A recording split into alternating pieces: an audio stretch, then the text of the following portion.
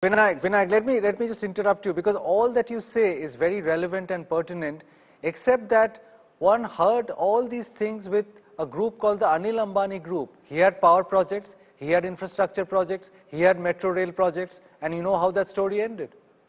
But you know, I have to tell you that most of the NPAs that have occurred in infrastructure projects in the past, not so many now, are because of deficiencies in government and public policy. When Mr. Gadkari took over the Roads and Highways Ministry in 2014, one of the first statements he made was that 90% of road NPAs were because of problems of the government, of land acquisition, utility removal, etc., etc.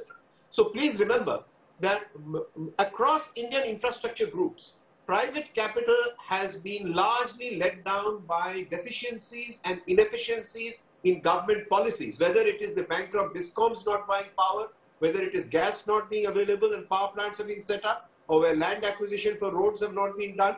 If you take, now since you're talking about Anil Ambani, let me tell you very clearly, right up to the Supreme Court, he has won an arbitration for some 4,000 crores to get from Delhi Metro system. That cash doesn't seem to be coming. So cash doesn't flow in from the system, governmental systems for infrastructure projects set up with public money because of deficiencies in public policy. And then you blame the investors who have responded to prime ministerial calls in the past from different prime ministers to show animal spirits and invest in the Indian infrastructure story. So we have a real dichotomy here of saying that will somebody please examine the deficiencies of public policy that have led to the vast NPAs that you are now referring to. But I rest my case. Okay, fine. Naina, let's talk about the other event which is coming up today before we talk about the budget, the FOMC. A lot of people believe that's a far more important guiding factor in how economies and business prospects shape up over the next few months. Do you agree with that? That if interest rates remain higher through the year or high through the year, then that is a big headwind to be swimming against for all countries, including India. So the whole question really is, where are we on this interest rate cycle as the world goes?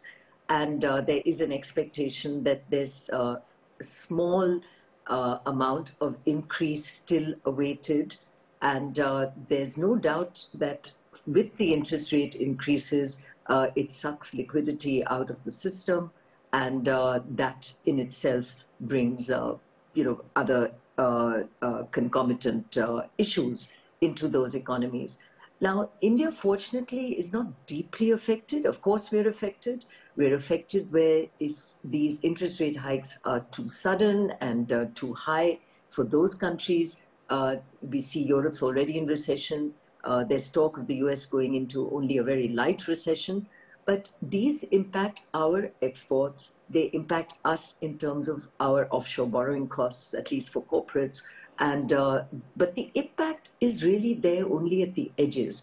So the bigger headwind for us is the volatility that could come from energy prices because the Ukraine-Russia war is still not over, and the volatility therein, which we saw last year with the doubling of our oil import bill, are still worries that could hit us the way they did out of the blue last year. So I would worry more about these very particular and peculiar to India issues, the fact that we are so dependent on imports of fossil fuel and that vulnerability, for example, rather than the FOMC, which does impact us at the edges, but not hugely. I think the one to look at is where are we in terms of our own RBI and that interest rate hike, and there's general speculation on the street that maybe another 25 points is about all we might see, but maybe not even that. So we may be at the top of our interest rate cycle here, because inflation in India is well under check, which of course is not necessarily the case in all countries around the world. So I think we are driven much more by our domestic situation than global, but that is not to say that we can ignore what's happening globally, particularly on oil. And oil prices worry me because China comes back now with a bang post-COVID as it opens up. It's, as you know, a very vibrant economy.